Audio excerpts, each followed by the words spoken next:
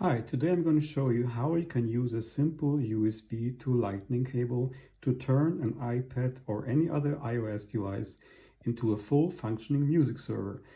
As you can see, I have a cheap 2018 basic iPad running Apple Music, and I'm going to want to connect this to my RME ADI2 Pro FS DAC, which I have here.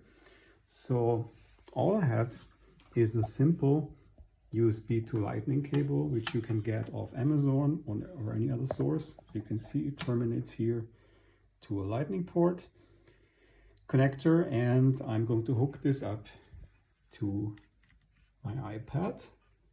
Now I'm going to select the USB input of the RME ADI2 DAC, and you can already see we are connected. And I am just going to select any album here and start playing it back. And as you can see on the RME DAC, the sample rate is correctly selected. Music starts to play in lossless format.